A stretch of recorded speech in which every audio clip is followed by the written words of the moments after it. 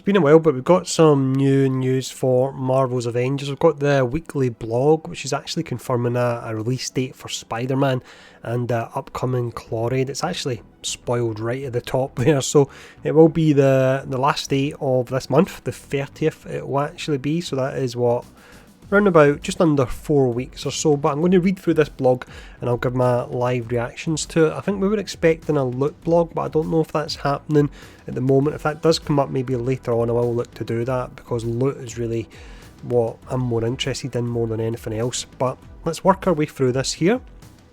So let's see. Welcome to the Avengers War Table weekly blog. We'll give you the scoop, blah blah blah, new content.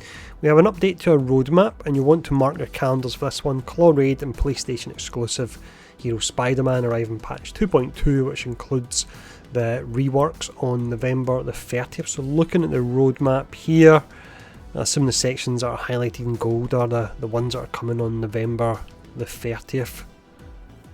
Okay, so we can see them. Cosmetic rework, shipment system, that's something new, I've never actually heard of that before. That'd be interesting. You've got the raid, you've got Spider-Man, and notice it's called an event, not an operation or anything like that, or an expansion, so hopefully there'll be more information on that. And then reworked systems for power level cap increase, gear upgrading and resources. So let's see. KLAW raid, teamwork communication tactics. You'll want to assemble your best 4-player squad for this one. Following the events of the War for Wakanda expansion, Sonic Monster Claws return to the Vibranium Mound with a seething determination to destroy Wakanda.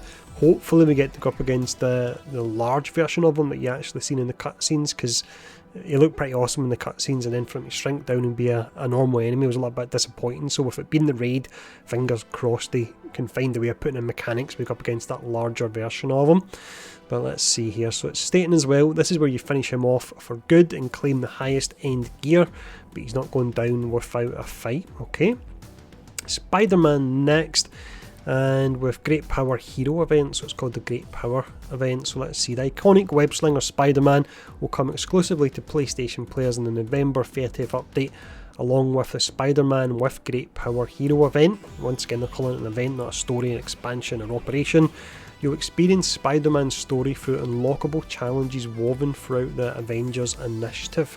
So the Avengers Initiative is the multiplayer mode, so his story's going to be tied in with that.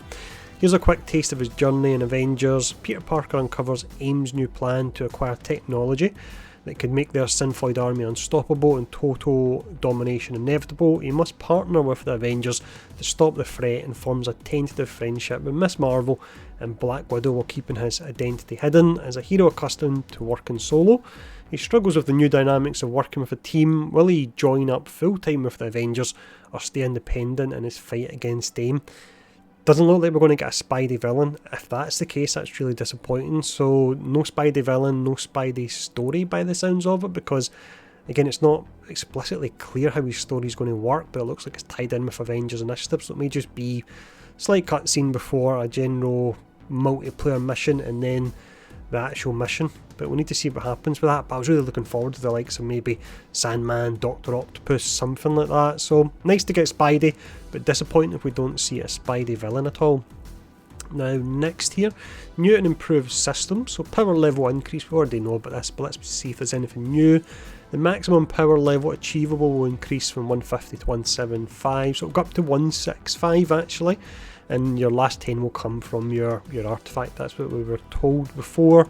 Want the best gear, then you'll have to complete the game's toughest challenges. The new 4-player KLAW raid discordant sound is waiting for you. From what I've actually heard, when you're upgrading your gear, this may be covered later, but whatever currency you use to upgrade your gear from 150 to 175 only comes from the Omega level threat and also the raid, so you will need to run them.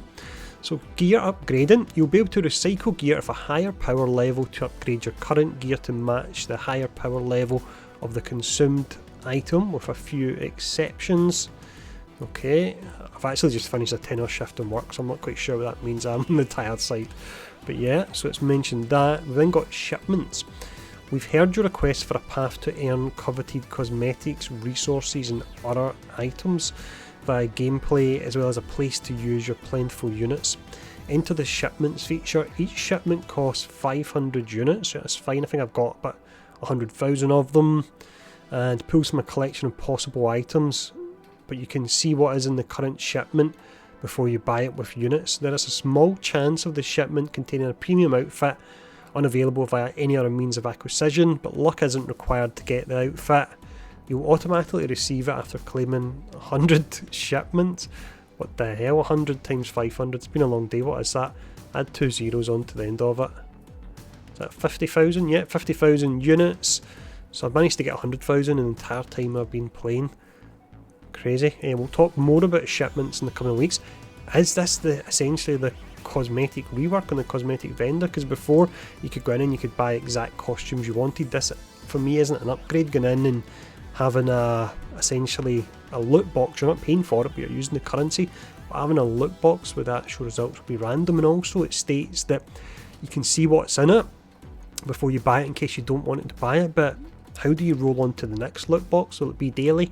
Definitely need to see more information on that, but I'm not sure that was worth waiting however many months it was, 6 months or so for that. But we've got per hero weekly objectives, so starting with the Seeking the Super Adaptoid mission chain and the KLAW raid Discordant Sound, you confirm the weekly rewards once a week for each eligible hero. That's a big improvement there, rather than for only one hero per week. We're actively exploring expanding this hero bound system to other current and future activities as well, so that would be the likes of the Mega Hive and priority missions and so on. So that is definitely a good upgrade. Stay tuned for more details and everything in the roadmap leading up to November the 30th, where they'll publish blogs, social posts and live streams. And then let's see, it's written in the stars, the Tachyon Anomaly event, that's coming back there, and it gives you your hive mind gear, priority set gear. Priority set gear is the good stuff. That's the stuff that used to be in the Mega Hives, so the likes of your Hawkeye and Operative Armour and so on. Development updates. Tune into our Twitch channel tomorrow, November the 5th at 2 PM to hang out with Alex Kendi and Mike McIntyre and discuss gear upgrades, resources and some gear perks and perk reworks. Sounds interesting. I wonder what that will be. Hopefully it's the damage buff, to be honest. And I don't know if that's a blog actually done from there.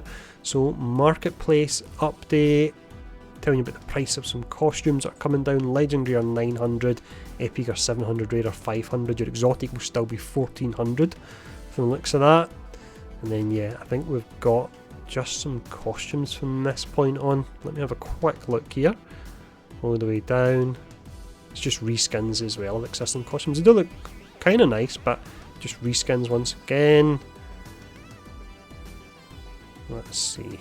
Community challenge, and then you've just got your pictures at the end. So let me go back up again to the bulk of it here. So let's see what we had here. So we had, of course, the release dates not too long ago. You got the, let me see. You've got the KLAW raid that's coming, of course. Spidey, I need to find out a lot more on him. Once again, the lack of a Spidey villain is really disappointing, and the lack of a potential story as well if they're just using the Avengers initiative in place of the story. It's really disappointing how long we've actually waited on it. The power level increase we knew about, yeah, and then you've got the shipments. I need to see more in them as well, but at the moment I don't think it sounds like it was worth the long wait there. So there we go, that's us, that's all the information we have for this week. If we get an interesting blog next week, I'll look to cover it as well and give my live thoughts on it.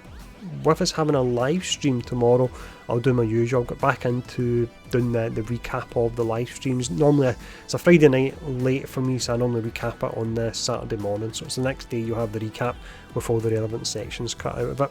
Let me know in the comments below what you think about all this, specifically what they're saying about Spidey and specifically about these shipment boxes, which looks to be the cosmetic rework as well. And thanks for tuning in for this one. Stay safe and I'll see you all again soon.